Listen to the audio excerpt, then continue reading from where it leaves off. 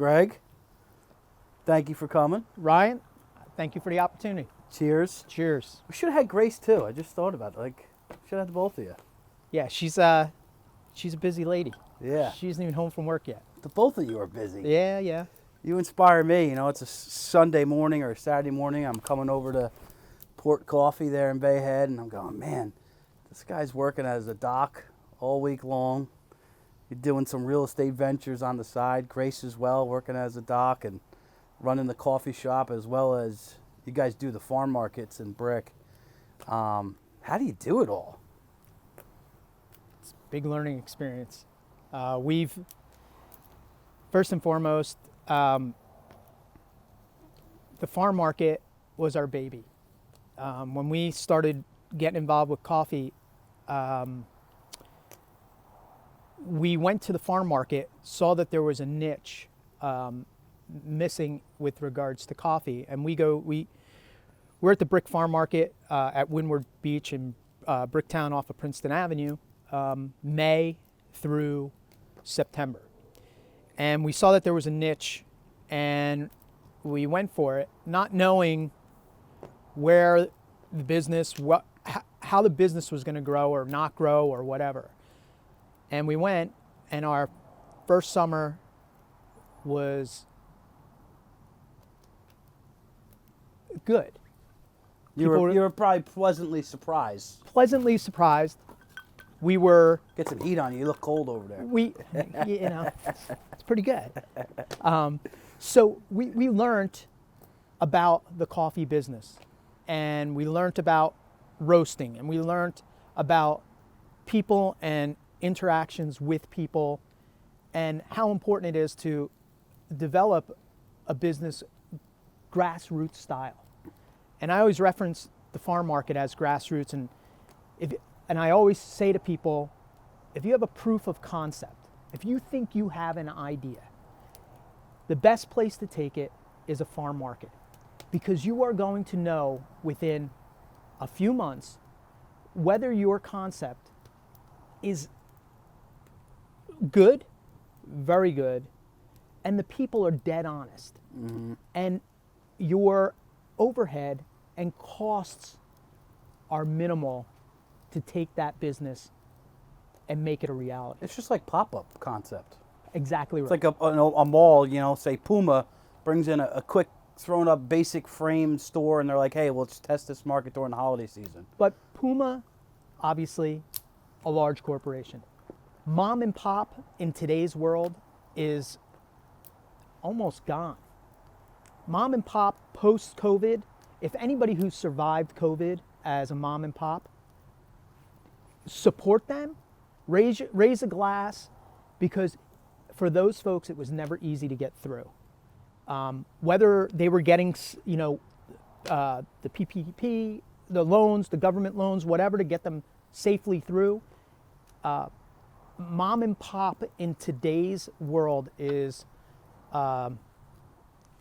it's almost non-existent. Yeah, I think it's coming back though. I hope people, for me, I hope people see how hard individuals work to create the businesses that they own to support their community. I think leaders in this country who love this country, like a Jocko Willink, he was recently on Rogan's podcast, and he was talking about, I'm hoping I'm pronouncing this correctly. Evan, correct me if I'm wrong. I think it's Origin is his company. They make boots, supplements, all types of stuff, and they're bringing back old machines that were in old American manufacturing, and these guys are leading. And he's like, in 5-10 years, if none of these companies bring back cell phones, I'm going to do that too. So I think people aren't just talking. I think they're taking ownership, and that's what I'm trying to do here with this podcast, and spotlighting guys like you and people like your wife, Grace, who are bringing these small businesses to the community, which also helps the gentleman who owns the building that you rent from, and then it's a ripple effect. Absolutely. All positive throughout the community. Absolutely. So how did you ever get into coffee, right? Because your beans are pretty, I may be incorrect in saying this, but they're pretty unique where you get them and how you get them. Then you have that really expensive machine in the front of the shop that you actually sit there and roast all the beans. People don't realize you're out there at midnight doing it sometimes. Absolutely. What was your love for that? So, Port Coffee Roasters began in 2016. My son Trevor came to the house on a Sunday night with a friend of his who went to school in Philadelphia. Showed up at our house with these devices and freshly roasted beans. I said, try it. I said, listen, I sleep like 4 hours, 5 hours a night. I don't need to be up all night. I said, just try it. I tried it, and I was a tea drinker prior, and when I tasted, single origin coffee, it was... Now, what does that mean, single origin? So I don't even know. Yeah, so single origin coffees are coffees from particular countries, but particular estates, and it can be particular beans. There are a wide variety of types of coffee beans. Some can be grown, different beans grown on the same farm, harvested all together. But single origin generally is from a particular country, particular state, or particular farm. And that's our niche is we do our best to source fair trade, organic beans is our niche. That's what we really try to hone in on for our clients. Our motto is think globally, roast locally. We try to minimize our carbon footprint, as everyone should be doing today.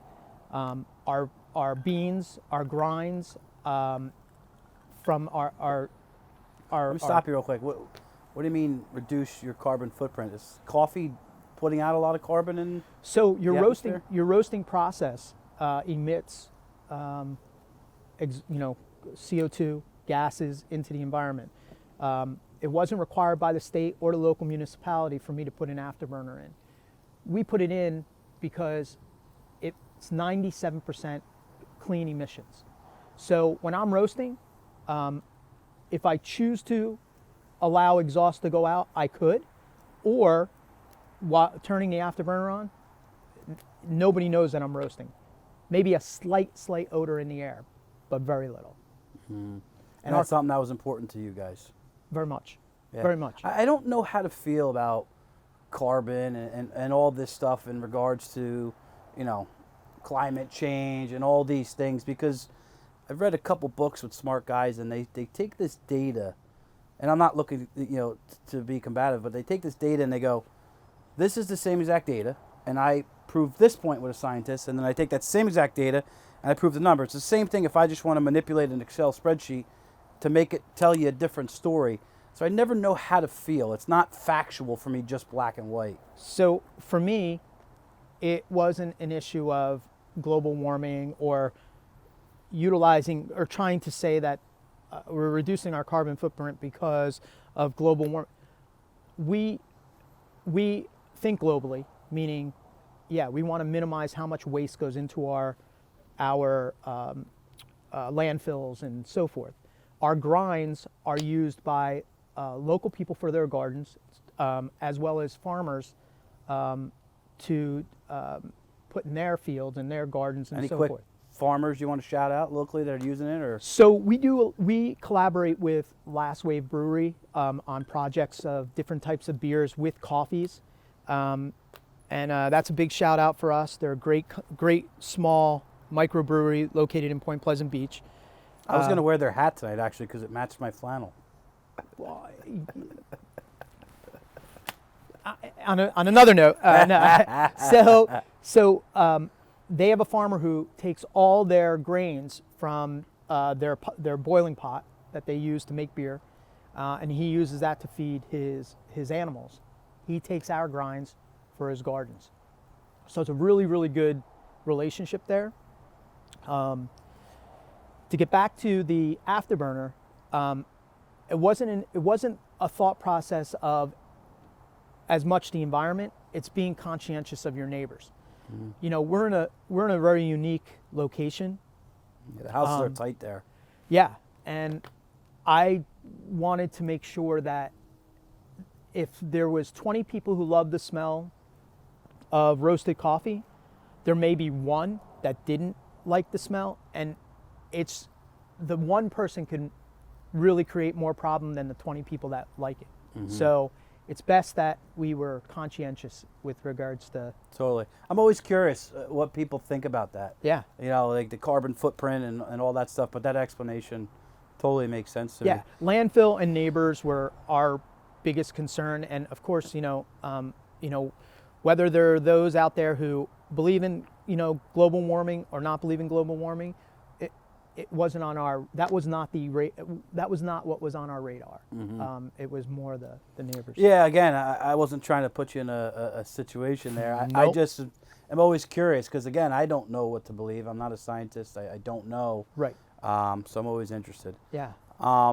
So as we move along, and I want to get back to Port Coffee because I think your coffee is great. Thank you. And DV Tree, Malin and Joe, you and I, talk about them as well. You're not somebody who's looking to hinder anybody else's business. You're a guy who actually thinks you can all collectively work together and bring different things to the table. And I like that about you and Grace. Yeah. We're surrounded by other coffee shops. We've carved a niche for ourselves. We always, we have. Divi does a great job. I've never met Joe or Malin. They're awesome people. They've If got you a haven't great, seen their podcast, you need to watch it. and they've not. They have a great product. I don't. I think they're two young kids who, in my shop I have a quote, and it's the man in the arena, and I think every person should have that quote somewhere in their home, in their business. And it's easy to be the critic, but if you've never stepped into the arena and tried something, you'll never know. And I give them a ton of credit. I think they went for it and they're doing a great job. Yeah, they're winning, definitely. And their community supports them, which I think is most important. Yeah, and they support their community too, Yeah. which is very similar to you and Grace, which, just lobs me into the next step. There's a lot of things that, you and I have talked about in private. I could tell that you and your wife and your family are very giving. Yeah. And we don't have to go into detail. But there's people in the area who have had hardships, whether it be in their health or other things, and you have kind of stepped up, whether they've asked for it or not, whether they knew it was you or not. You guys have came to their aid, and that's another reason I love supporting you guys. Besides having awesome coffee, Thank you. What drives you guys to do that? We're blessed. I've been working since I'm 8 years old, and nothing's ever been handed to myself or Grace. Everything we've done, we've worked for it. We've been put into very good situations, whether it's my day job, whether it's, building, whether it's coffee. And we always say it's, what you give comes back. All day. All day.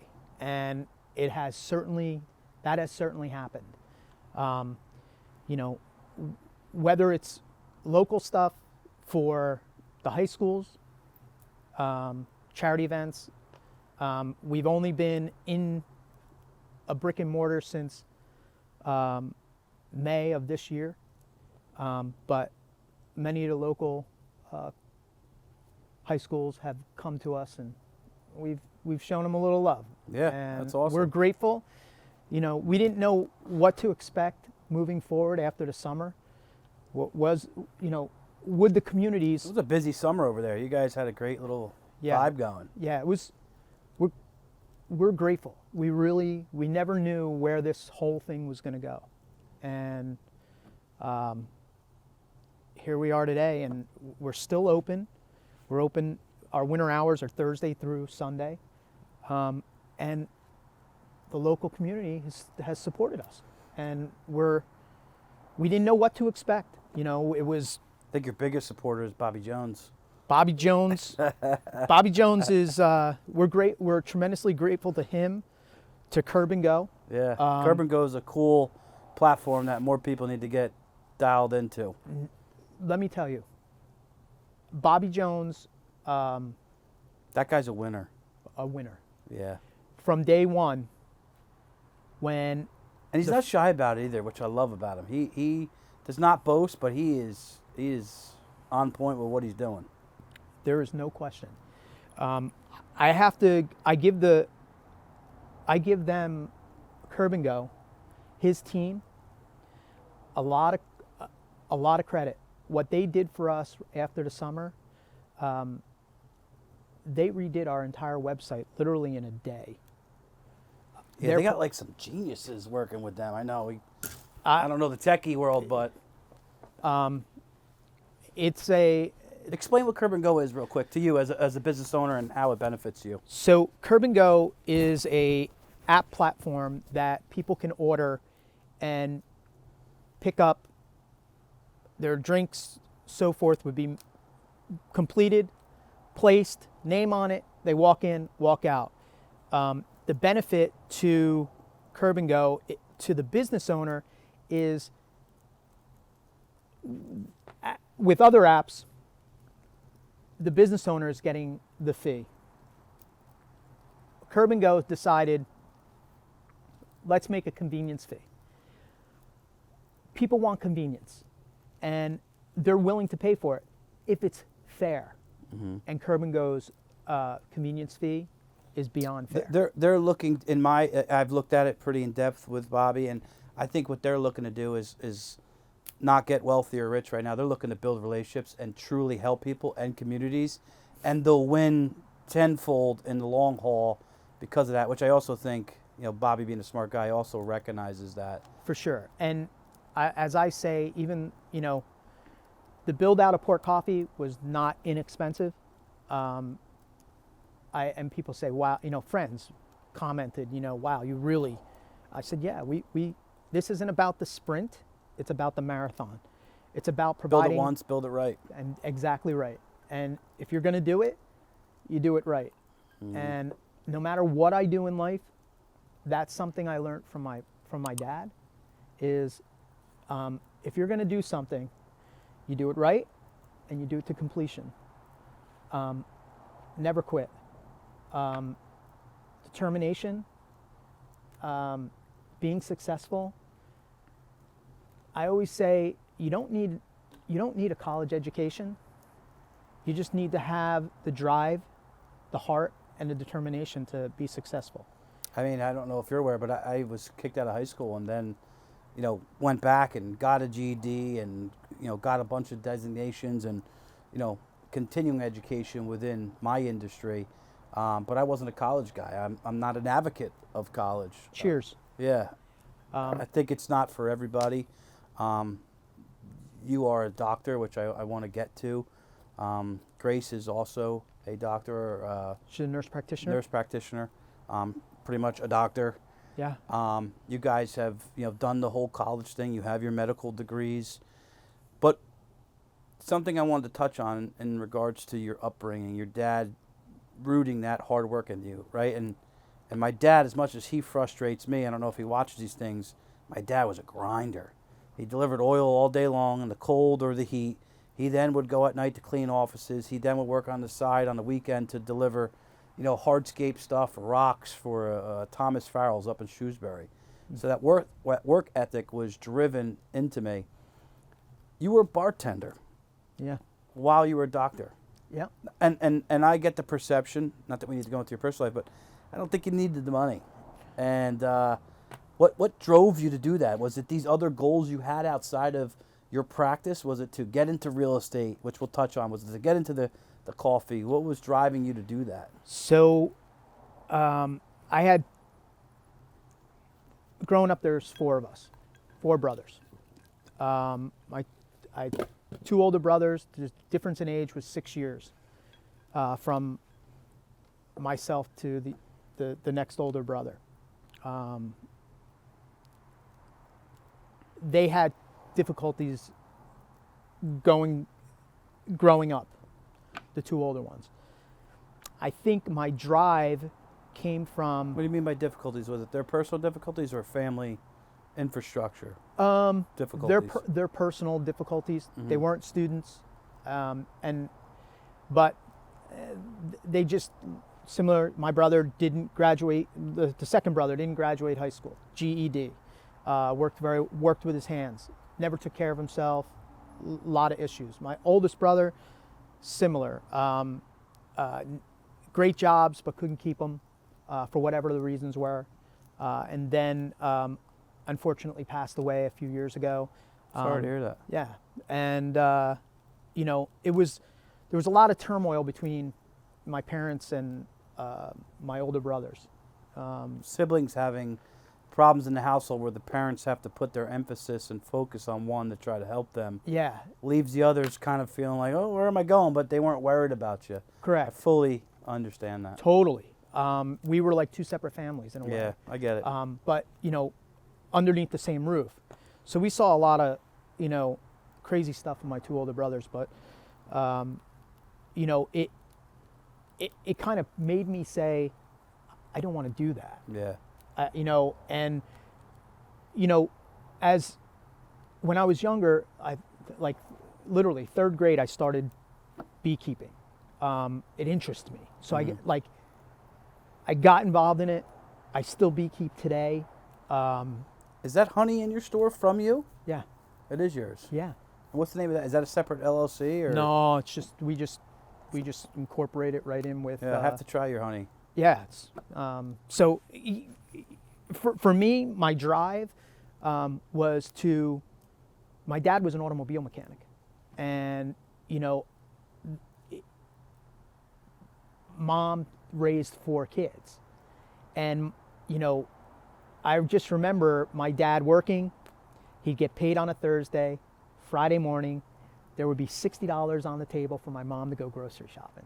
Mm-hmm. And that's back in the day. My mom made it work. So, Crazy. Mom and dad made it work. They made it work.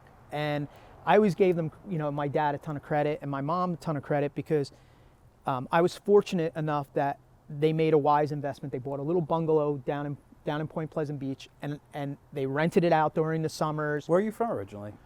North Jersey, in a little town called Marcella. It's in Rockaway Township. Never even heard of it. It's so crazy. And I've been all over the state in my world. Yeah.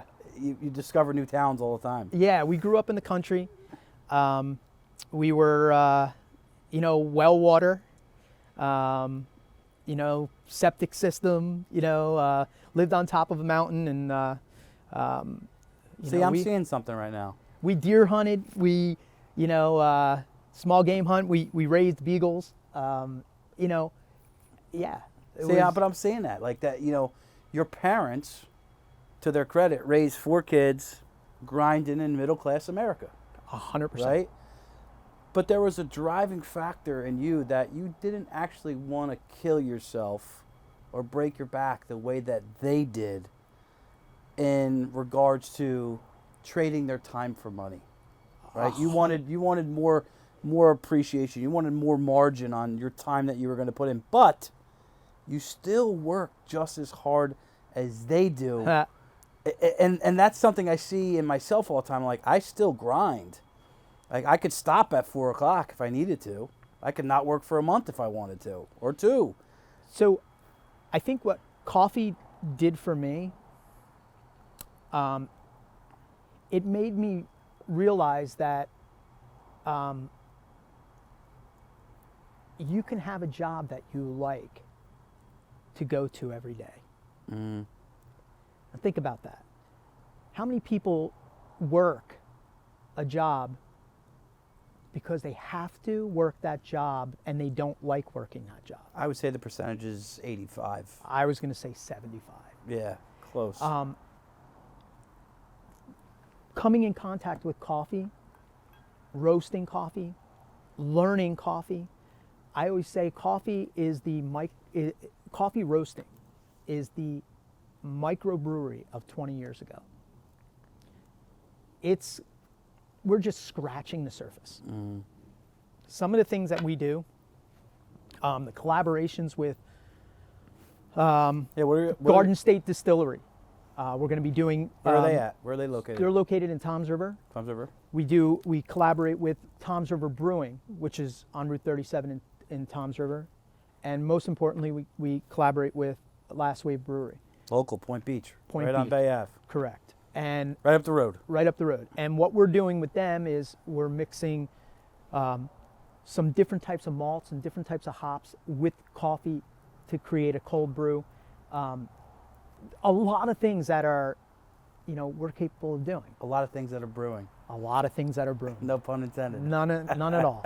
But yeah, we're grateful, we're humbled, and where we're going, nobody knows, but so far the ride has been pretty good. All right, Greg, jumping back in. It's always good to get a nice bourbon break. I agree. Cheers. Cheers. Thanks for having a bourbon with me. You bet. Some people get nervous with the bourbon. Nah. It's too tough on their throat. Nah, not me. So, quickly, I want to talk about your real estate business. Sure. So, again, bartending, own a coffee shop, dad, husband, doctor, real estate. So I just want to comment, you brought up bartending. I give kudos to Linda and Brian DeDrew. That's who I worked for at the Broadway Bar and Grill. Worked there from 1991 to 2006. Towards the end, it was just literally one day a week, just as a change of pace.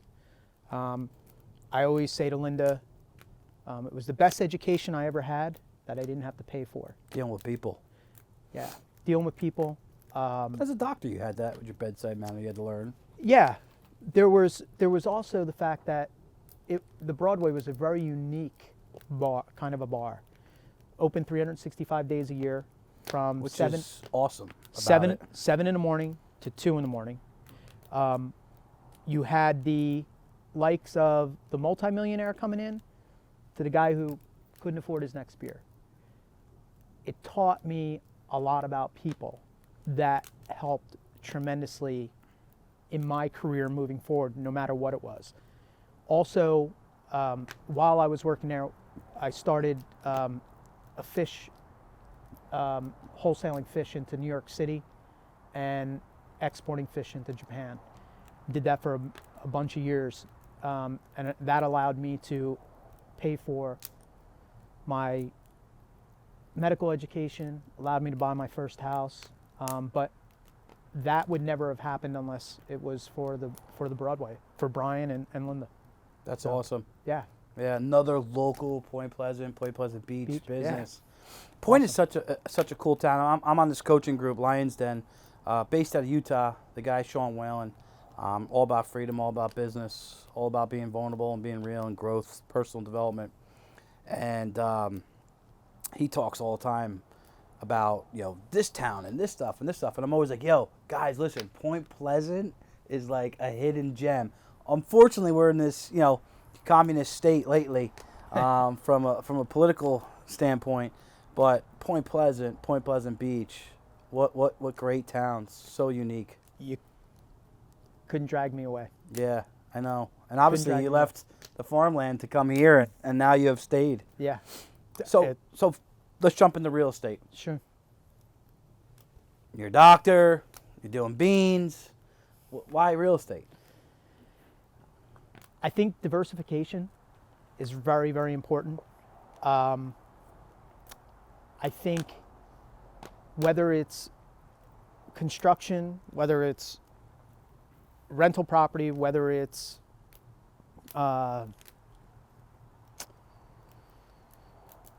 building for other people, I think being diversified is so important.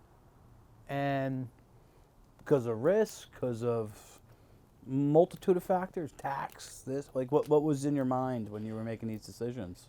so there's not a lot of places you can invest in. Yeah, there's the stock market. That's intangible items.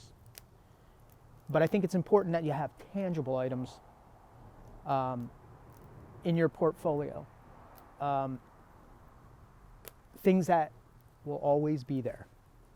Hard assets. Hard assets. I think that should be part of your portfolio.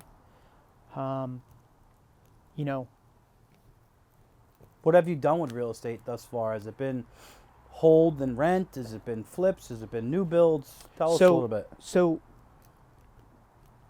I've been buying and selling houses on my own since 2001. In 2012, when Sandy hit, I was just finishing renovating and putting an addition on the house that I currently live in. Sandy comes through, and my son was playing soccer, and one of the folks who lives in the nearby town home got destroyed. I'm working on my house, and he shows up, and he says, tears in his eyes, says, "You have to help me. I don't have any money or very little. You need to help me keep my family together." What do you say to someone who says that to you? You know, like, yeah, how am I gonna? Unless you're just a cold soul, like you say, okay. So I looked at him and I said, "Listen, what I do for myself. I'm not a business." I said, "But I can help you, but you're gonna have to pull your own permits, which you're allowed to do." And he did it. And I got a burn on you. Hurry Yeah. up, get it off. And he did it. Pulled the permits. I helped him pull the permits. We put his first floor back together and kept his family back into his house in 3 months. Well, that, as we said earlier, what you do comes back to you tenfold. It spiraled for me. I had to create an LLC. So we created Mazzatta Project Management, Mazzatta Construction, and started putting homes back together.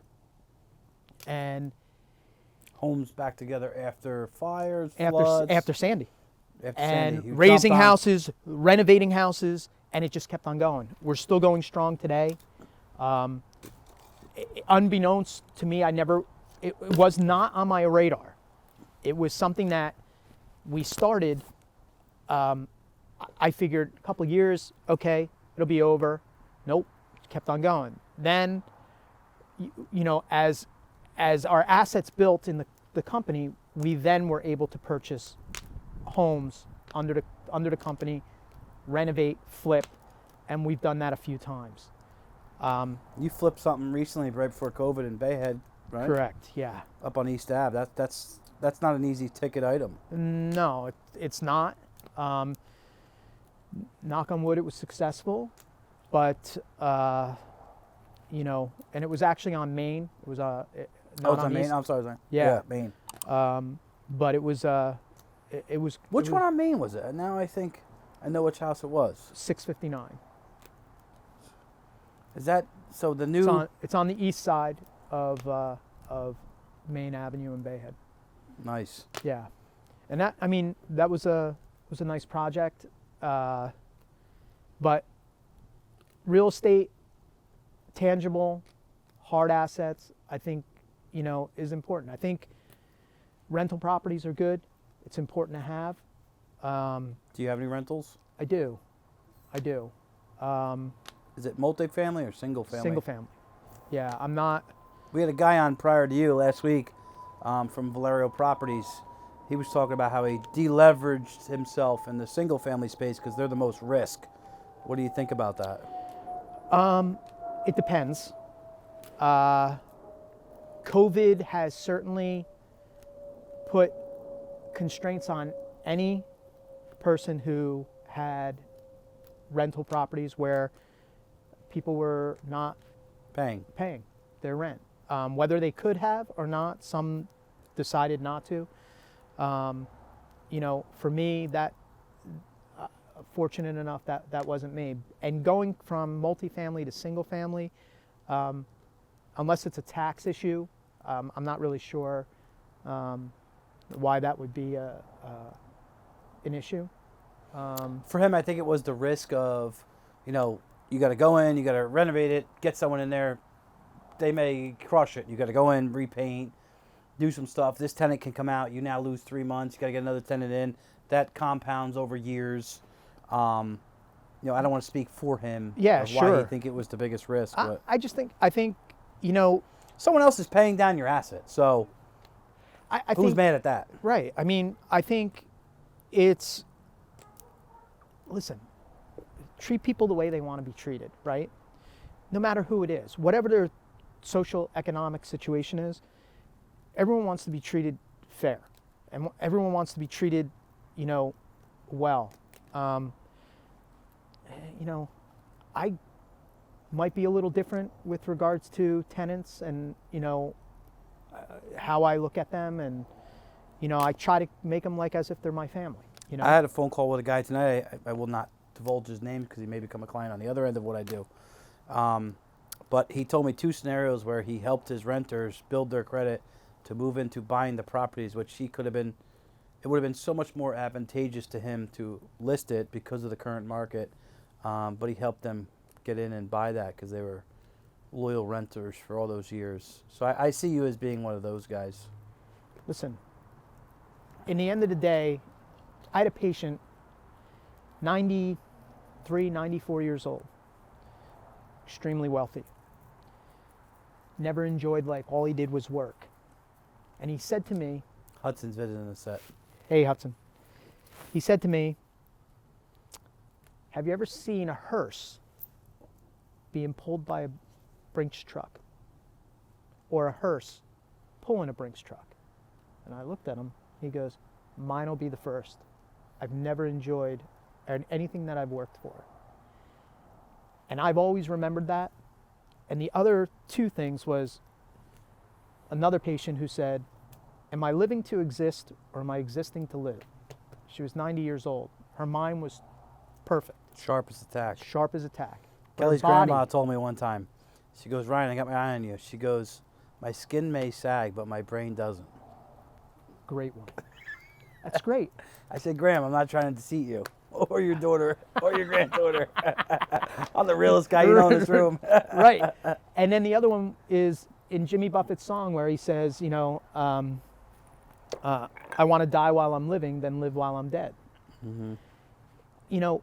Life goes by pretty fast. My son is 18 years old. I remember when he was born. He's now in college.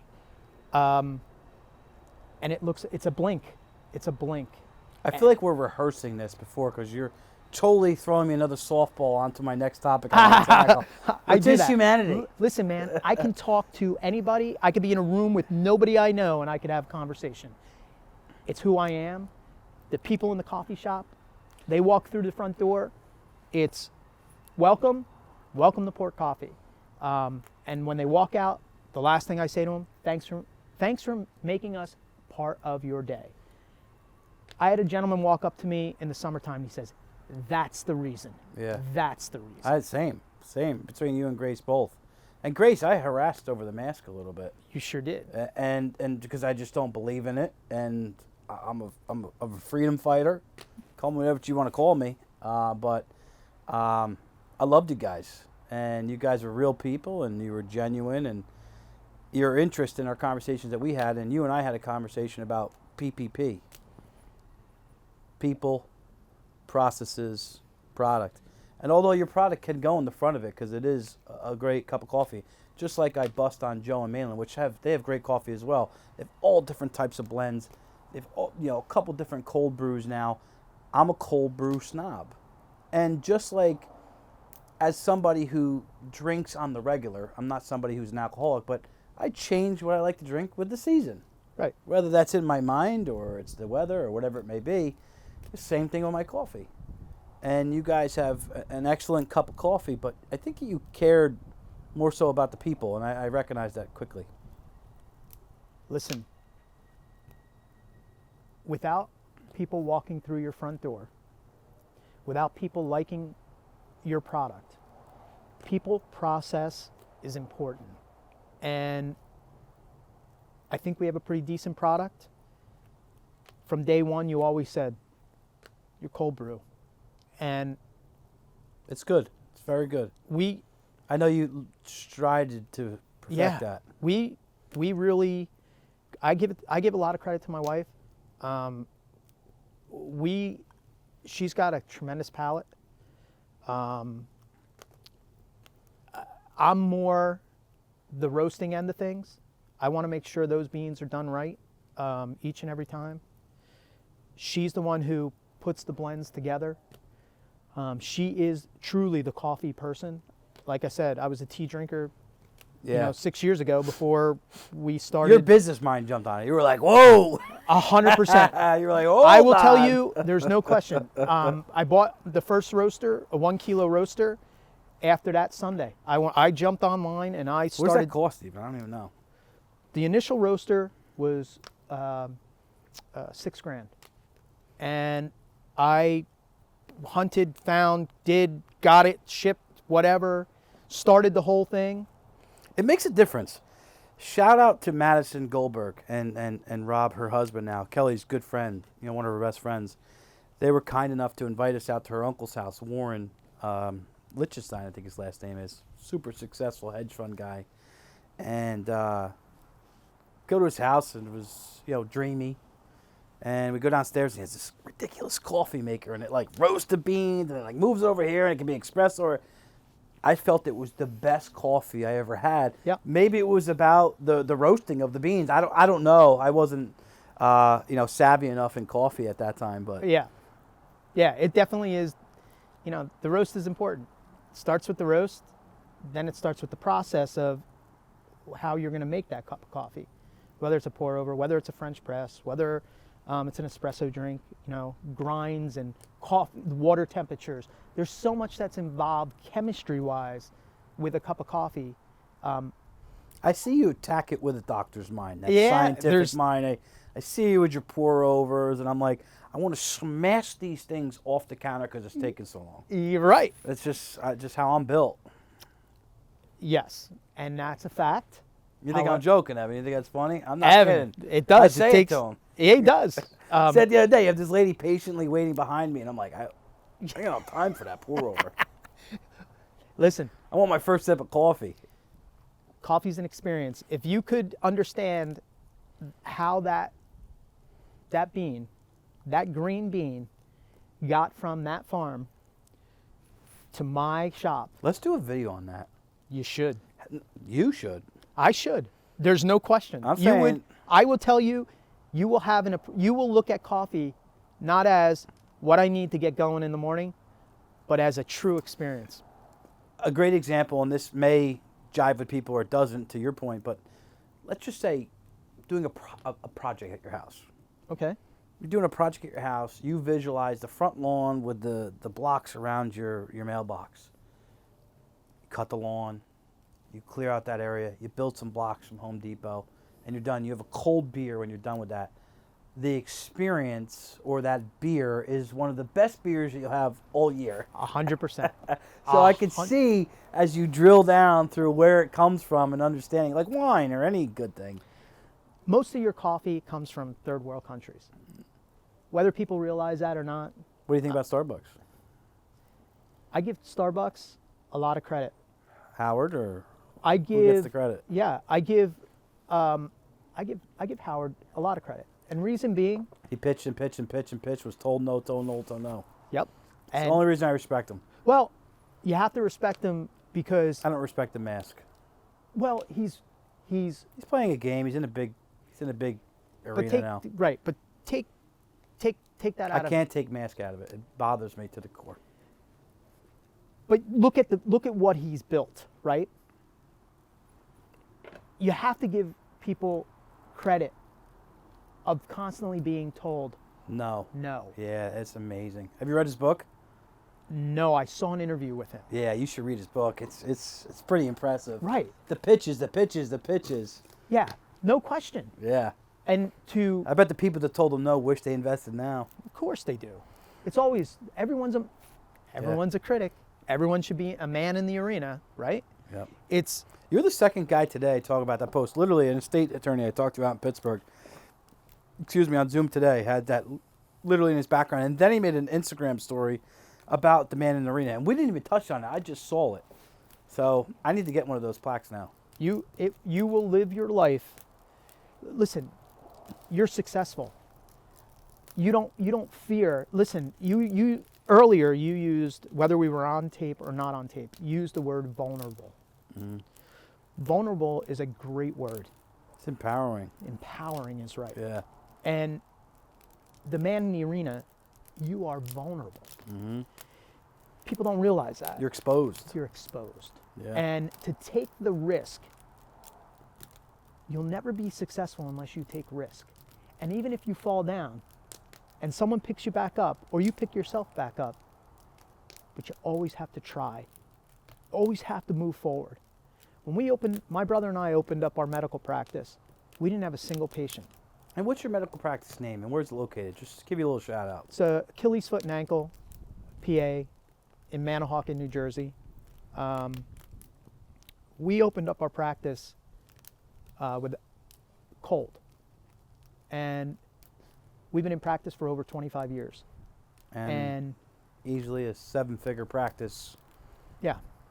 Yeah, that's amazing. Yeah. Shout out to you and your brother. What's Thank your brother's you. name? Jeff.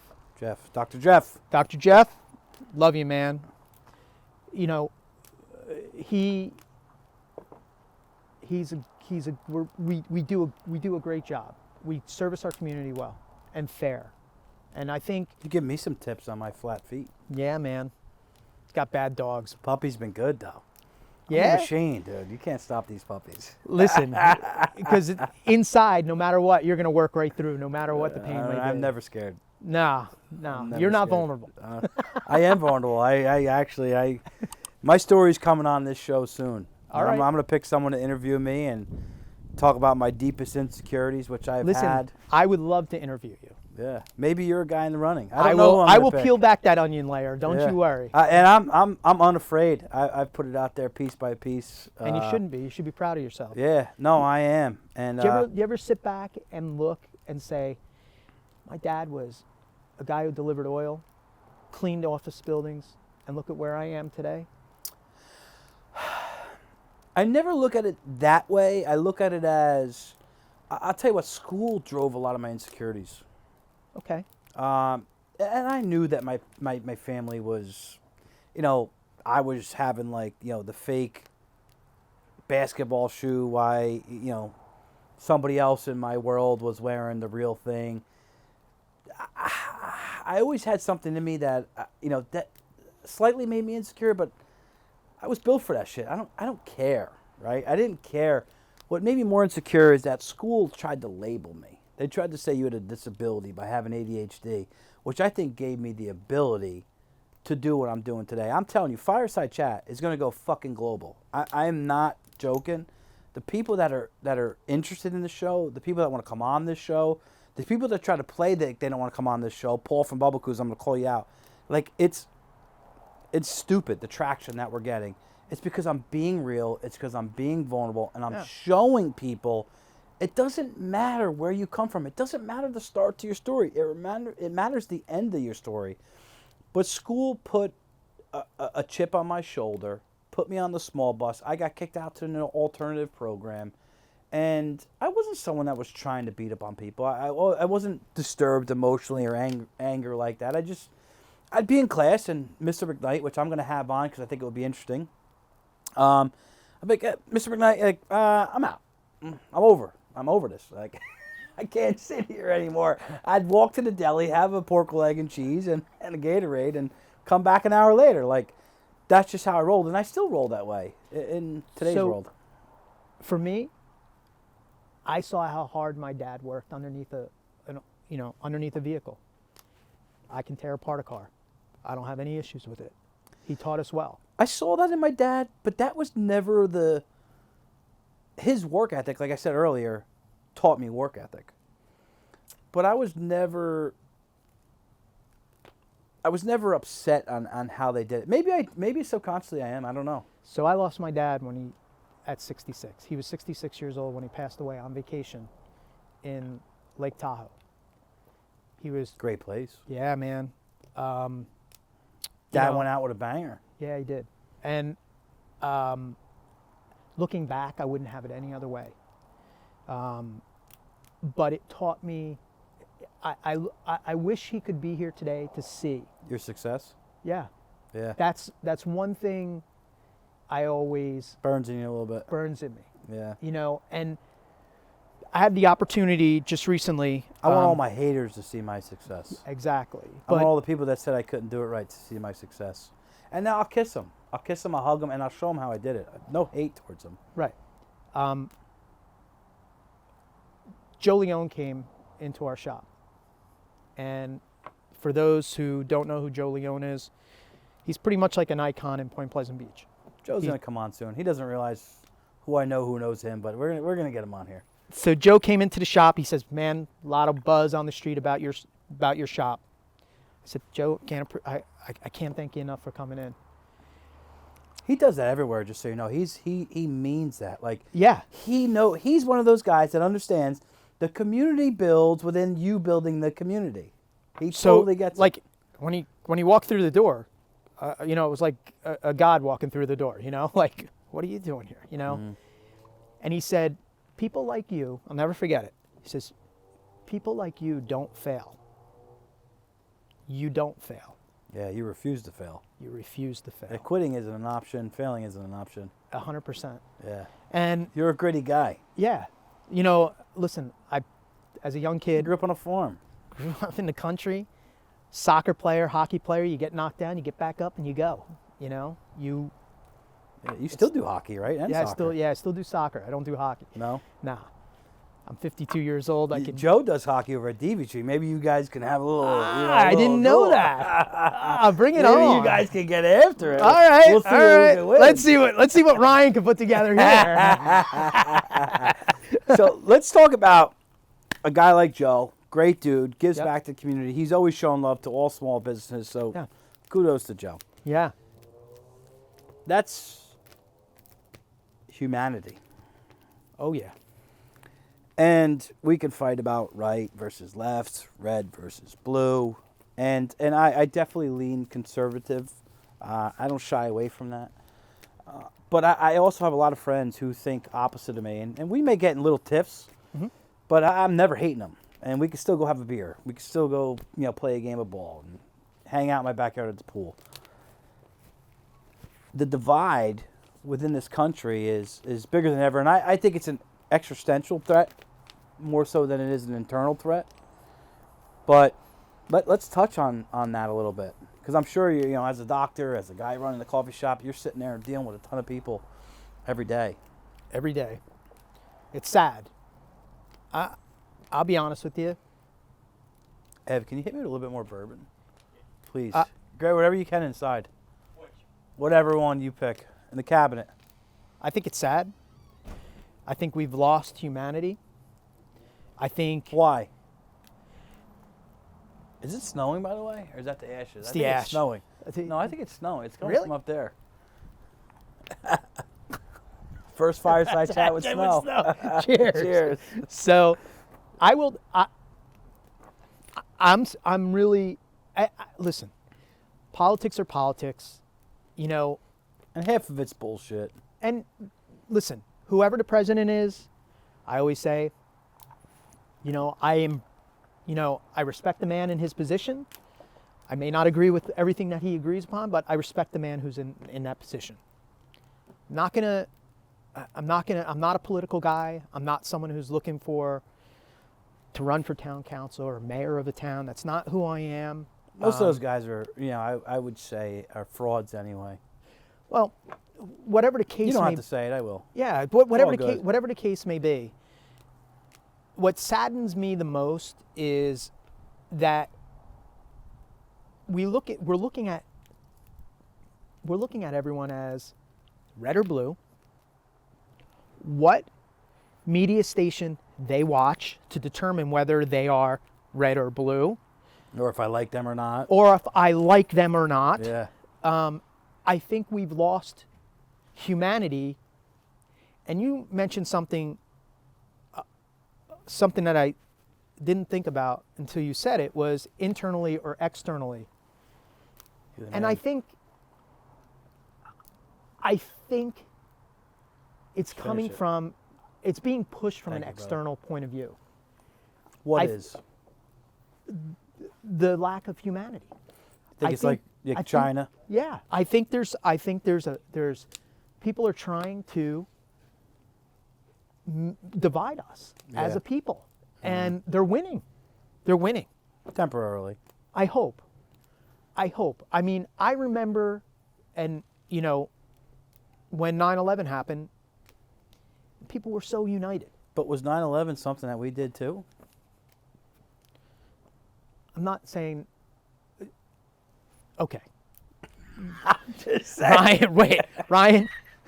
I mean, we're going here. We might as well Right. talk. So listen, we're not going to diagnose or surgically, cut down the layers here. But I'm just saying, 9/11 could have been something that was done by our country and existential threats together, CIA, whatever it may be. They're going to come for me and be mad at my tax This might be returns. some this is more knowledge you have than I have. All I'm saying is, I just That remember. is not the true. I feeling- don't have more knowledge. I'm just asking a question. Okay. Well, I have. I remember how united we as a people were for Yeah, we- 9/11 was powerful. powerful. Yeah. And how You felt that American pride. yeah, pride. Yeah. You were,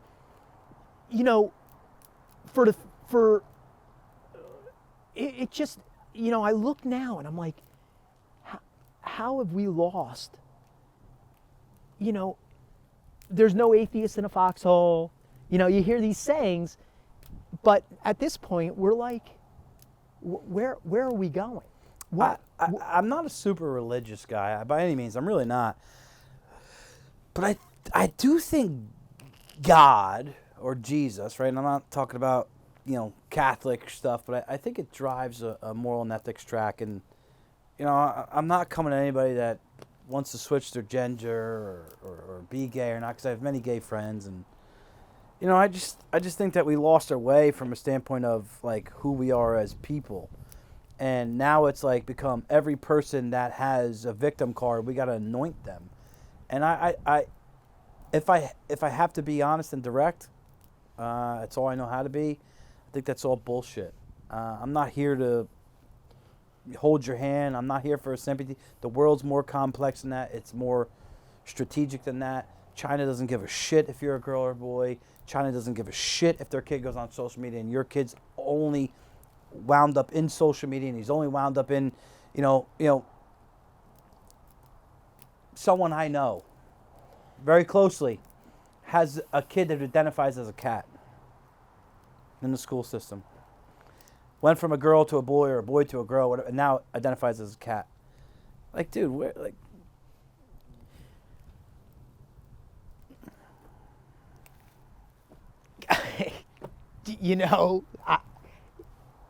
I don't know how to even comment. Biden's... Listen, I'm a science background guy. There's penises and So there's vaginas. vaginas. Yeah.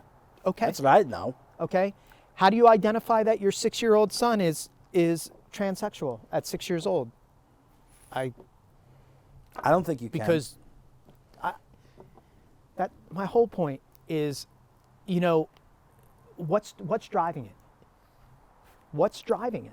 Why? Mm-hmm. I ask. I feel like I'm your son. Just learning how to talk. My first why. I'm asking why more at 52 years of age. Why? I think questioning is good, though. We're at least not oblivious to it. There's something out there that's making us wake up to it and saying, what the hell's going on here? Like I always say, if you're lying on the operating table and you need a pint of blood, or 2, or 3, you're not worried about where it's coming from. Trust me. Yeah. So what's it matter? For me, I don't like the politicizing of, I look at Biden's administration. I think she's the health director or whatever she is, or he is. Was it a man then turned to a woman, or vice versa? I don't know. I really don't know. But it's not what it was born as, and that's political bullshit. It's political bullshit. It is. And Biden's shitting his pants. He doesn't know where he is. The guy can't get the next word out of his mouth properly. Not that I'm the best speaker ever, but I mean, this guy is obviously old or whatever other ailments he has, and we're sitting here anointing this guy like, fuck him. He's not the best thing for our country. Why? Because you hated the last guy who was too direct and he didn't give a shit about your emotions. I'm not here to talk about emotions. I'm here to tell. This show is about showing the young guy who grew up on the farm, who raised beagles and chased down chickens and whatever else you did in your life that's having this success.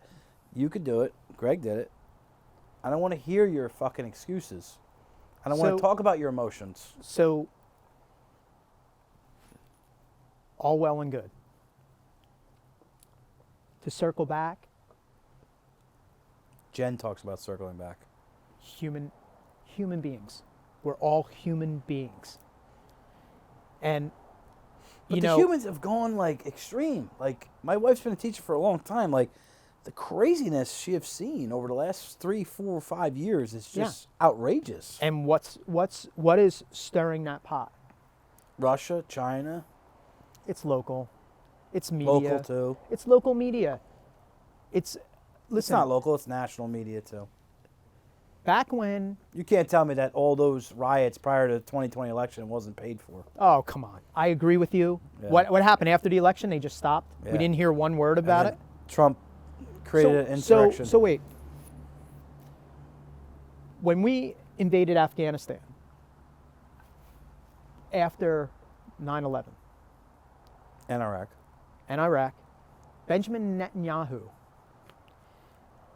came on a Sunday program. Just happened to just be moving around, surfing the channels. And he said something that I've always remembered, which was, we shouldn't be dropping bombs in Afghanistan, Iran, whichever country it was at the time. We should be dropping TVs, he said. Now, this is way back in... So you dropped TVs in Palestine? You should. I don't think he's dropping TVs.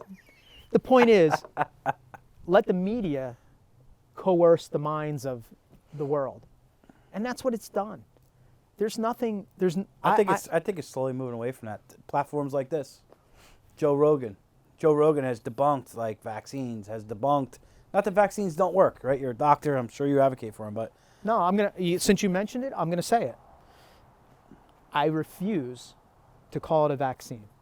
And it's what's the terminology? It's a shot. Yeah. Well, it's a shot, but it's not a technical vaccine. It's a study that's been around for 25 plus years that they never approved because it was unsafe. It bothers me tremendously that it's called a vaccine. Why? Because it's not efficacy equivalent to the definition of a vaccine. Look up the definition of a vaccine and see if that applies. It doesn't. So I'm putting you on the spot, but that's what Ryan does. Have you got the vaccine? I do. I had to.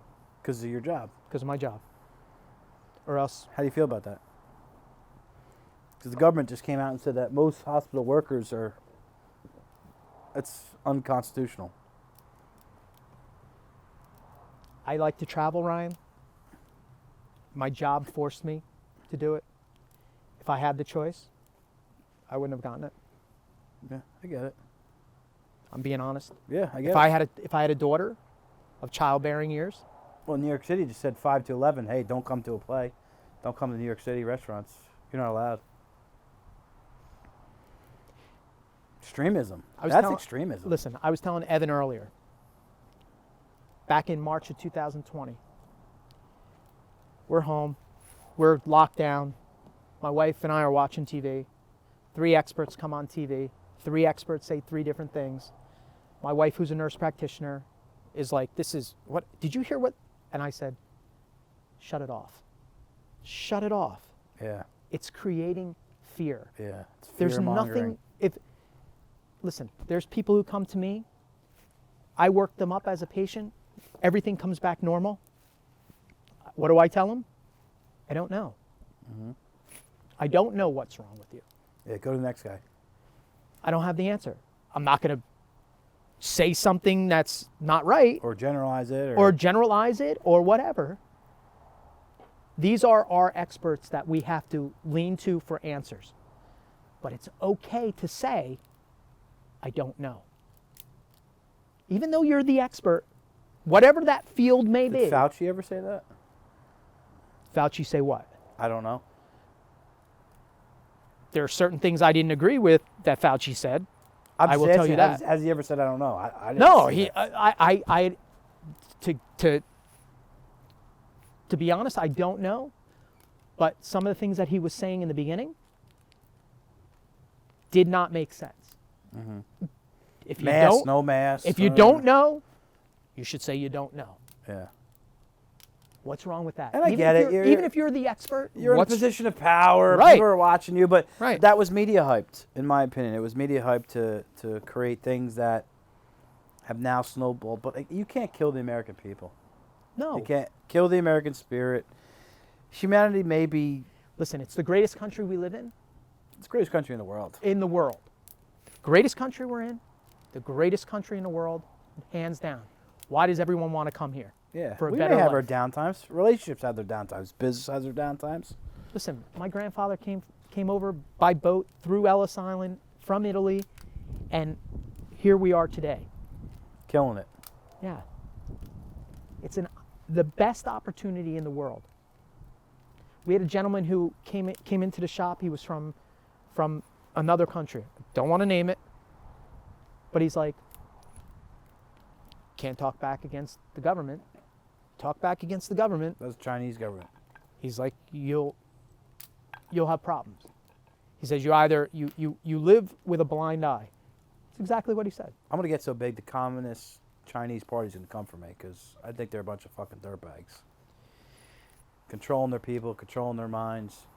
Listen, I don't think your kid should be on social media, but you also shouldn't not have your kid on the internet because you're putting them to a disadvantage. Look at this thing. Who knows where this can go? I mean, this is an advantage. I'm in America. I can talk about what I want. I mean, maybe the FBI shows up tomorrow. Maybe the IRS shows up tomorrow and they want to audit me or whatever it is, but I'm at least allowed to say it. Can't say it in other countries. Jack Ma went missing in China. I wish I could comment. I can't because I don't have conventional TV. I don't watch media. I read what I read when it comes over my phone that I choose to read. I think the influence of media upon individuals in this country is absolutely Changing. positively no good. Podcasts, Joe Rogan, Right. people who think differently on the same podcast, who like each other, who are good humans, who love each other, believe in American pride, freedom. It's gonna fix itself. I hope. It's going to. I hope. I hope. I hope that I'll be a part of it. It's gonna fix it.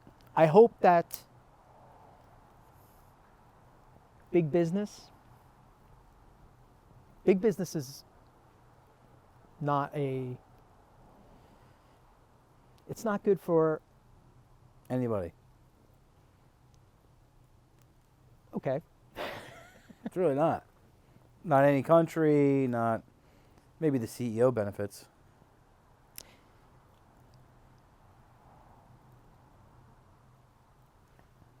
Amazon.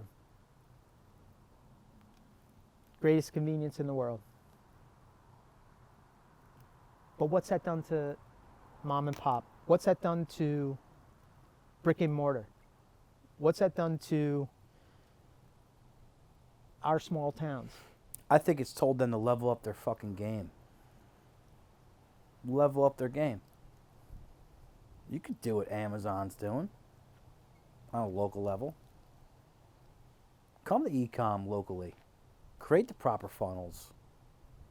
Create the proper ads in a concentrated area and where you live and where your business is located. Level up. I'm not scared of Amazon. Not one bit. They're not coming out with financial planning anytime soon. Jeff Bezos, I think he's a tool, but I'm unafraid of that guy. I'd love to have the conversation with him, tell him why he's a loser. Why don't you invite him to a Fireside chat? He's uninvited. He's not invited. He's not invited. I wouldn't have him on. I'd have Elon on. Yeah, I would. I'd like to sit in that one. I think that we can all level up. We can all copycat what they're doing. They're giving you the blueprint. Just do it, but people are scared to go all in. Go all in. I'm unafraid to tell you my personal thing. I can take my personal checking. I'm talking checking, not my savings. My personal checking to 200 grand down to zero. 200 grand down to zero because I'm just investing. You think Evan's cheap? The editing here is cheap? I'm chasing what they're doing. I'm following their blueprints and using it against them. Listen, I think it's snowing, by the way. Yeah. It is snowing. this is wonderful. Yeah. You look cold. Nah, man, I'm actually warm, believe it or not. I'm eternally That's a great hot. sweatshirt. Let's shout them out. What is that sweatshirt? American Giant. 100% American made. Google it. They're not inexpensive. You have a good connect there? I'm going to get some WCC No, sweatshirts. it doesn't. It's. I tried to wholesale for the shop, and they wouldn't wholesale to me. I told them, I said, I believe 100% in what you guys are doing. I said, I would love to have, I have guys, construction guys who come into the shop who are like, that's an awesome sweatshirt. They pick it up, they're like, It oh looks my comfy gosh. as hell. Warm beyond warm. American Giant, you rock it. You know, We got to tag them in the YouTube. yeah, for sure. I mean, it is a great, crazy great product. 100% American made, from the cotton to the spinning to the weaving to the end product. Unbelievable. Greg, you've killed it. You've been a sport. You've entertained me in my wild conversation. Good, man. I hope I rank up there in like a couple of the. You're good. We're creating some SEO. This has been a beta test up to episode 10, and now we're looking to launch it to the next level. Listen, I'm going home and I'm going to YouTube, and I want to. What is it? Fireside chat. Fireside America on YouTube. Fireside America. Instagram has all the links to. Yeah. Unfortunately, I am not linked to any social media That's platform. unfortunate, but Yeah. But we're gonna tag Port Yeah. Roaster coffee and everything. Please, we'll and forward share it it on. and forward it on. I have two questions that I ask everybody that comes on the show. Sure. My first question is, where do you see Port Roasters Coffee, your real estate, your practice going? To keep it simple, I'm going to keep it local. I think it's important that you stay within your parameters. You stick by your community, your local communities. You never forget where you came from. You make sure your people, your process, and product Are the best. are the best. And I had an opportunity recently to speak to a professor at Harvard Business School. And he shared story after story about expansion. And it's not always successful. Never. The odds are not in your favor. Yeah. I'm happy where I am. Small bites. I'm happy with what we've created. I'm proud of my wife and what she has done and what Port Coffee has become. I'm honored to be here sitting and having this conversation. I hope with you're you. honored. Yeah. We'd love to have you. We should have had Grace too. Yeah. I literally thought about it last minute. I should have invited you guys as a couple. That was actually wrong on my behalf. I didn't even think. You and I are always naturally I don't know if this is talking going to in be the shop. edited or not, but it was kind of like a last minute thing. Yeah, yeah. You came in the other day and it's like, I always planned to have you on, but You did. today was Evan's going away. He's in love. He's going to see his girl tomorrow. hey, God bless you. We had to switch it up. Yeah. So I am sure Grace is a great The next time. interviewer. Great interviewer. Yeah. The second question? Second question is, I want you to spotlight two local businesses that you love on, and quickly or as long as you want to take, of why you love them. Okay. I'm going to say Last Wave Brewery. I think just like Malin and Joe from Divvy Tree, they took a big risk. They didn't have a lot of money to their name.